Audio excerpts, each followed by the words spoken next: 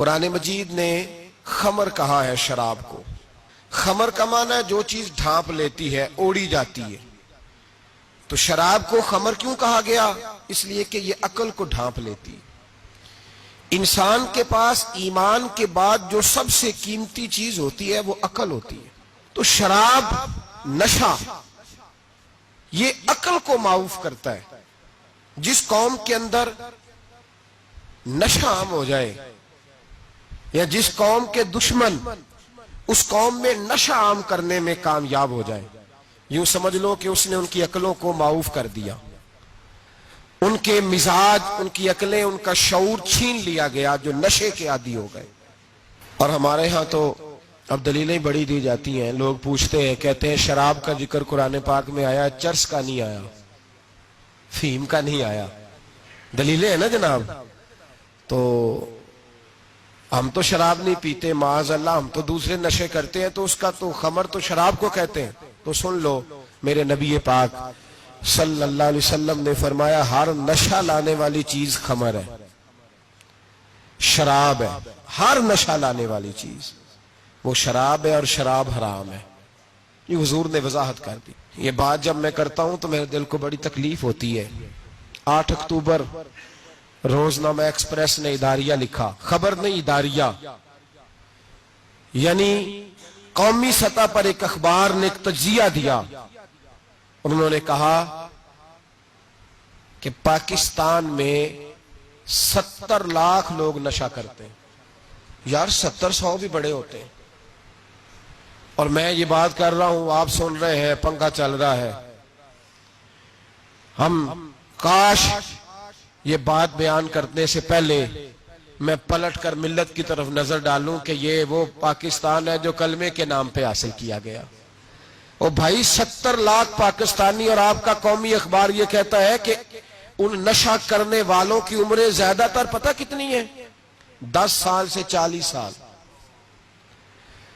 تو دہشت گردی کو رو رہا ہے اور تیری نوجوان نسل کا سارا دماغ معاف کر دیا نشے پہ لگا کے.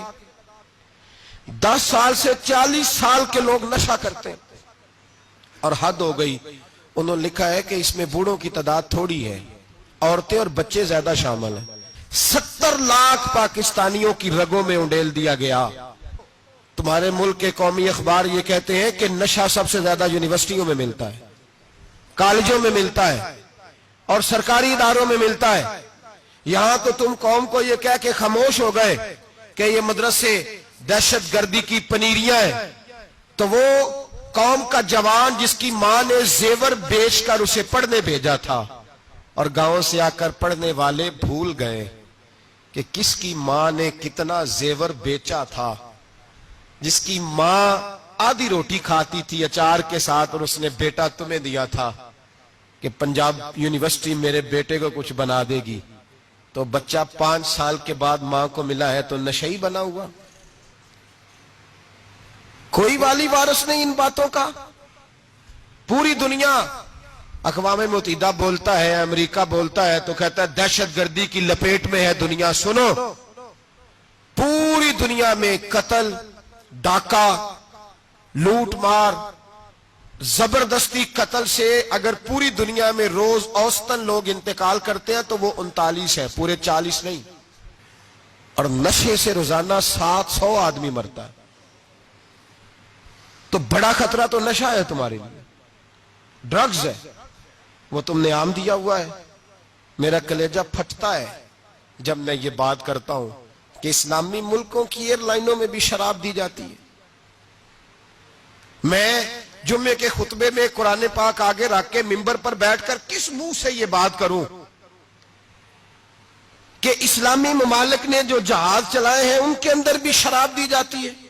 اور میں صوفیاء کی جماعت سے تعلق رکھتا ہوں, اور میرا یہ موقف ہے کہ انقلاب جب بھی آئے گا وہ تصوف کی بنیاد پر آئے گا. صوفی انقلاب لائیں گے. پر میں کیا کروں, میں مجبور ہوں, میں چھپا نہیں سکتا, مجھے کھول کے بتانی پڑے گی بات. آگے میرے قرآن ہے, مسجد کا مقام ہے, کیا کروں. یہ بات کرتا ہوں تو مجھے لگتا ہے کہ میں بھی مجرم ہوں اس میں. یہ لفظ جب ادا کرتا ہوں تو شرم سے میری میری زبان لڑکھڑاتی ہے کہ یار درباروں پہ بھی نشہ بکتا ہے. میں یہ بات کر رہا ہوں صوفیاء کا ترجمان درباروں پہ مزاروں پہ.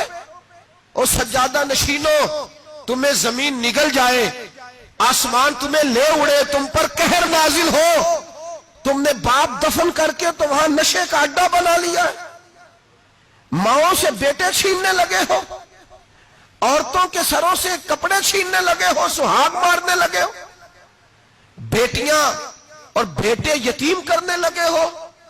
بند کر دیں وہ دربار, ہمیں نہیں چاہیے جن درباروں پہ نشہ بکتا ہے. میں ذمہ داری سے کہہ رہا ہوں, بات ریکارڈ ہو رہی ہے. جوتے کی نوک پہ وہ سجادہ نشین جو امت کو ڈرگز دیتا ہے,